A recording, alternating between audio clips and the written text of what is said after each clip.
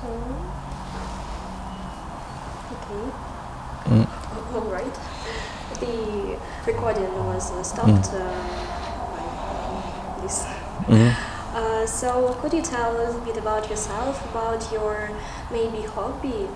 My hobby. Well, I love, of course, my family. I take as much time as I can with my family because I work and I travel a lot.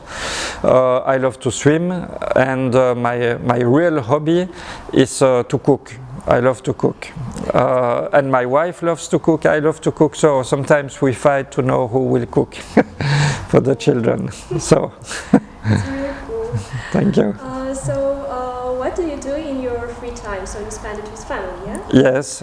And maybe there are something interesting that other professors do not do, that you do this. No, I'm trying to bike as much as possible, to go to work, to come back. I'm swimming. I love to swim, so I need to do some sport to keep good health. And otherwise, the rest of the time, frankly, is family and friends. To be with the family and with the friends. That's important to keep that. Yeah, so what is your life values? So you think that something is good or something is bad? So in your opinion, what the life may be main experience, main change that you should do this in life before you die? I'm not sure I understand the question.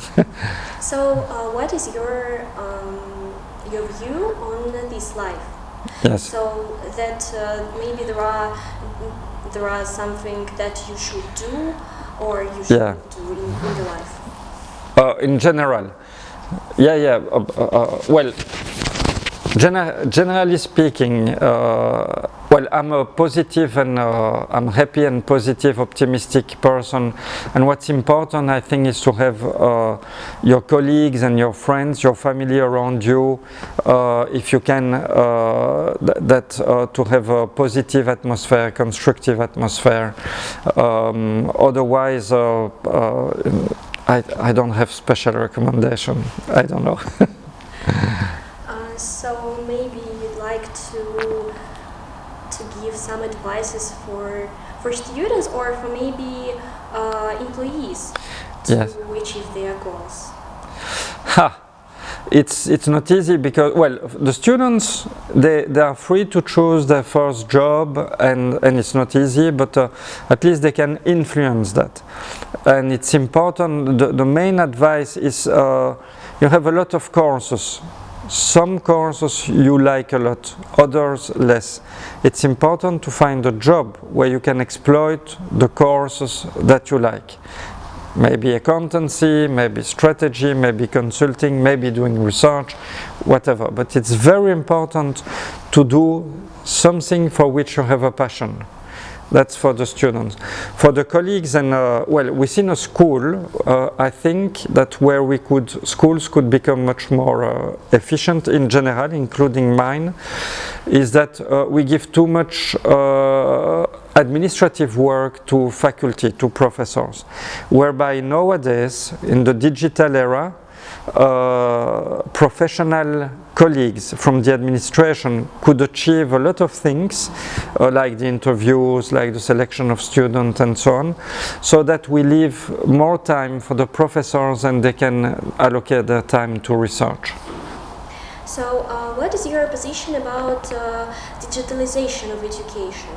So there are pluses or minuses, so different people have different opinions about that. So what is your point? It depends. If you are in a bachelor degree, it's good to help the students learn how to use these tools and to learn through these tools, but you have to find the right balance.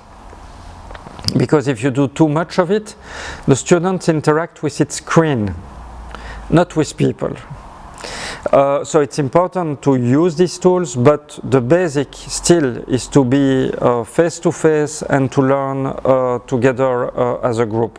So they must learn it, but not doing only that. So you think that communication with people is essential part of the study? Yes. Okay. Yeah, no, communication is key, the way you communicate with people. And again, each of us has a different mindset, character. So you must, normally you communicate differently with the people according to their own mindset. You have to know the people so that you adopt the appropriate way of communicating with them. You adopt. Whereas with digital, it's a bit the same communication with everybody. And that's why the balance is key. You can do everything digitally, and you have to use the digital to improve what you do on frontal or face-to-face. So my question is like students, so are we like students different from the students maybe 10 or 20 years ago? Yes. So in what? Yes, because 20 years ago we did not have easy internet access, 4G, 5G, and there was not so much information on the web, which means that we had to dig, to search for the information, and we were going to the library and so on.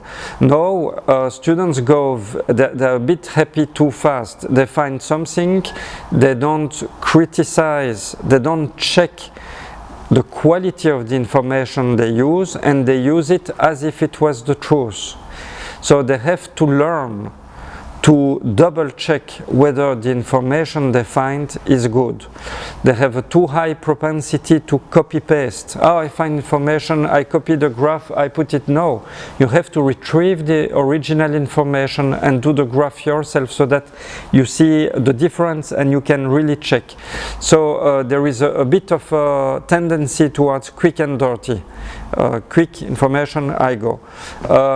Students use too much online gaming, especially the boys, the men, and they don't realize that it becomes an addiction, and it affects their cognitive abilities if they use too much of it. So they must be careful with that. And that's it. We are in a completely different era.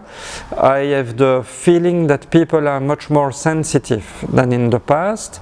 Why? Because the flow of information that we get every day from the whole world is much more important than in the past, and we have to manage and cope with this flow of information.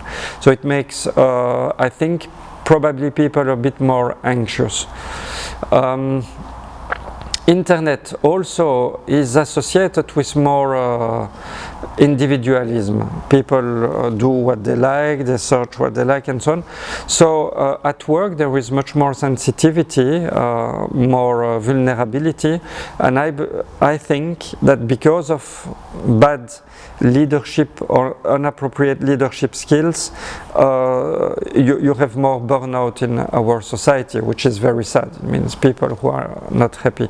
So I'm not an expert in that, but I think business schools should really enter into that research jointly with psychologists to make sure that we understand better these processes and that we teach them to future leaders and managers. So what about their life values, about their life view, about Yeah, I'm not sure about their values and philosophical values. I just know that less and less people are religious, if I may say. But what's very important, what we observe with the students, 10 or 15 years ago, if a large finance company was making a job offer, they would all compete to have it, the job. Nowadays, it's not like that. They focus as much on the quality of the job as on a good life balance, which means having time to do some sport, to see their family, to see their friends, to get out.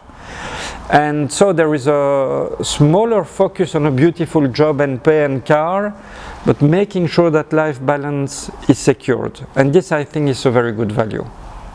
Okay, thanks. And what is your position about making money via the internet? So there are lots of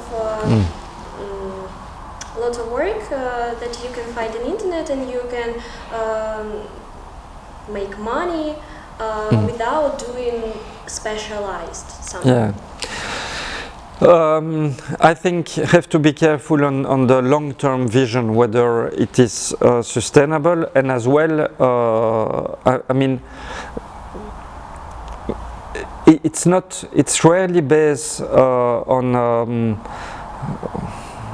well, I'm not sure you have to pass that online. No, I think if I explain it's a bit too long, but I'm not sure. It depends what you mean by making money on the internet. By what? By being social on social networks, or? So I mean that the students, they have an opportunity to learn something, and in that time to make money. So sometimes they take their preferences to making money more than learning. Okay, but they make money how? Via the Instagram, like bloggers. The blog, These. yeah. But we need bloggers. But again, it's a matter of finding the right balance. If a blogger earns her life by blogging, why not? It depends on whether the values of the blog are okay with for our society, and that it's constructive, inclusive. Why not? These are the job of the future. We have to understand that. Of course, I would advise to secure getting your diploma. It's as important as making wonderful blogs. Okay, thanks a lot. I think that's it. the final question. Okay.